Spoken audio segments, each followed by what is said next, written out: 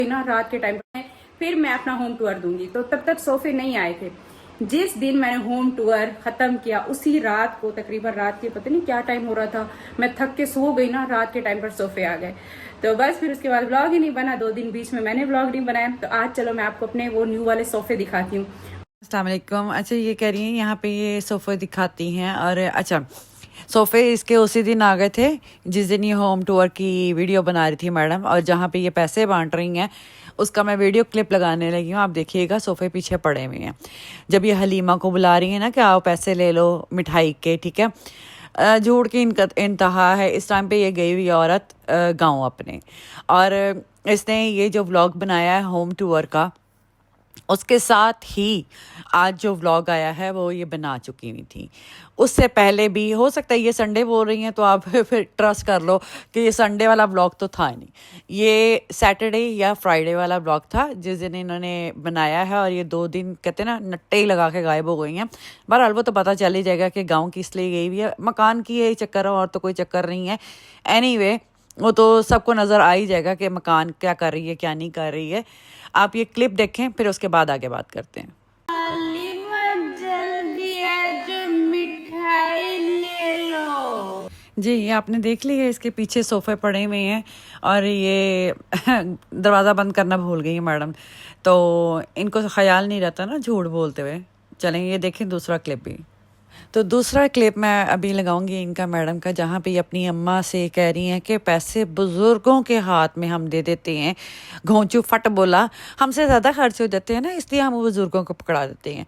ए घोंचड़े, ए घोंचड़े, अगर इतने ही तुम लोग अच्छे, कहते हैं ना, बच्चे हो और बड़ों की इज्जत करते हो, तो जब नौकरों को, बकौल तुम लोगों के कि तुम नौकरों को मिठाई बांट रहे हो, पैसे दे रहे हो, हलीमा हो गई, रमज़ान हो गया या कोई और एरा गैरा हो गया, तो ये काम तो बुज़ुर्गों के हाथ से करवाना चाहिए ना। तो तब पिटारा अम्मा बन के क्यों आगे जाके पैसे दे रही है? तब ख्याल नहीं आया कि भी बुज़ुर्गों को आगे करना चाहिए? बुज़ुर्गों का क्या पीछे वो कहते हैं ना नौकरानी की तरह खड़ा किया हुआ है, चल पैसे पकड़ के खड़ी हो अम्मा और मैं पैसे बांट लूँ, पहले मैं अपने एक्शन मार लूँ, उसके बाद तू आ जाई, हाय मुझे मिठाई के पैसे इतने ज़्यादा दे दिए हैं। वो बेचारी तो पूछने आई थी कि ये 10,000 रुपया मेरे लिए है या नहीं है। फिर तूने कहा हाँ अम्मी आपके हैं ये, बाकी हम बुज़ुर्गों की इज्जत करते हैं ना। लख दी लानत तेरे पर पिटारा, तू अपनी माँ को ना बेइज्जत करवाने का कोई मौका नहीं छोड़ती है। तो शर्म से और डूब के मर जा, कहीं चुल्लू भर पानी में जाके ना मर जा, सच्ची। ये लानती औरत ना, ऐसी को बगैरत औरत है ना। ये क्लिप देखिएगा, आगे मैं लगाती हूँ इसकी माँ का, ये जो आगे बड़ा वो मुंह बना के आई ना मासूमा वाला, आए ये मेरे लिए पैसे हैं। बिल्लो तू भी डूब के मर जा। अच्छी खासी तो इज्जत की ज़िंदगी गुजार रही थी सलमा के घर में, अपने खामंद के घर में, लेकिन तुझे क्या लेके बैठा हुआ था? मकान। मकान तू लेके बैठ जा, पिटारा की ज़मीन पे तू मकान बना ले, उसकी मालिक भी तू होने नहीं लगी है। बाबा जी ने तो तेरा क्या बिगाड़ना, वैसे बाबे पे भी लख दी लानत है, बाबा भी नहीं तेरा हक दे रहा। दे शड़वी जा, लानत भेज ऐसे बुढ़ी पे ना, जो पैसों के लिए तेरे पास रह रही थी, वो क्या तेरे से प्यार कर रही होगी? तुझे लगता है कि वो डिज़र्व करती है तेरे प्यार मोहब्बत? कुछ भी। इससे बेहतर तो अल्लाह से इश्क लगा, आखिरी तेरी उम्र चल रही है। वैसे तो किसी का भी नहीं पता, अल्लाह माफ़ करे, लेकिन कहते हैं ना कब्र में पाँव हैं, तो क्या क्यों जलालत करवा रहा है अपने बैठ के, क्यों जलील करवा रहा है अपने ख़ानदान वालों को? बस कर दे बाबा जी, अब बस कर दो, शर्म से डूब मरो आप भी। दे दो उसको, कितने का होगा ज़्यादा से ज़्यादा? कितना आपने कब्र में थोड़ी लेके जाना है, या किसके हिस्से आ जाएगा? आपकी वो जो है चुड़ैल नजमा के हाथ में, जो कि सांप बन के बैठी हुई है अभी भी। छोड़ दो, जाने दो, जो जिसका हक बनता है ना उसको दे देना चाहिए। हाँ, जो सलमा के पैसे लगे हुए हैं उसका हक भी उसको मिलना चाहिए। बात तो कायदे की बनती है ना, सलमा का हक उसको वापस किया जाए। जो उसने पैसे बीच में लगाए हैं वो पैसे उनको वापस मिलने चाहिए। वो भी कमाई और उसने कोई हराम की तो नहीं ना की हुई है, उसने भी मेहनत करके अपने बच्चों को टाइम उसका निकाल के पॉलर जाती थी, सब कुछ करती थी, मेहनत करती थी, तब जो उसने जाके जोड़े होंगे ना, तो उसका हक बनता है, उसके पैसे वापस करो, इसको इसका हक दो, वेला करो।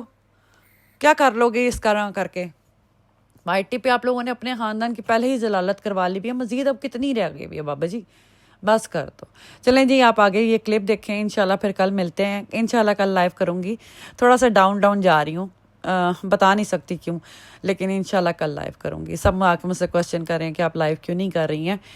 थोड़ा सा रीज़न है, अपना पर्सनल रीज़न है, मैं सच्ची नहीं बता सकती हूँ। आई एम रियली सॉरी, मेरी अपनी बहनें हो मैं आके रोना भी नहीं चाहती हूँ इसलिए, लेकिन इंशाल्लाह ट्राई करूँगी कि कल ज़रूर लाइव आऊँ।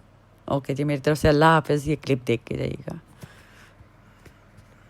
बात सुनो, अम्मी हमारा खजाना है, बैंक बैलेंस हमारा यही रखती हैं। इनके पास हम अपने पैसे जमा करवाते हैं। पैसे हमेशा जो है ना बड़ों के पास बड़ों रखने के चाहिए। हाथ में बरकत होती है। बिल्कुल। तो इसने कहा कि ले आओ हम बांटते हैं, उसने बांटे, ये बच्चे हैं। हमारे हाथ से ना आपकी अम्मी। हमारे हाथ से ना पैसे जो है ना बहुत ज्यादा खर्च हो जाते हैं, इसीलिए हम अम्मा से लेते रहते हाँ, हैं। जब आपको अपने पैसे डबल करने हो तो आपका जो घर के बड़े होते हैं ना बुजुर्ग, उनके हाथों में रखो, खासतौर पे अपनी माँ के हाथ में। इंशाल्लाह।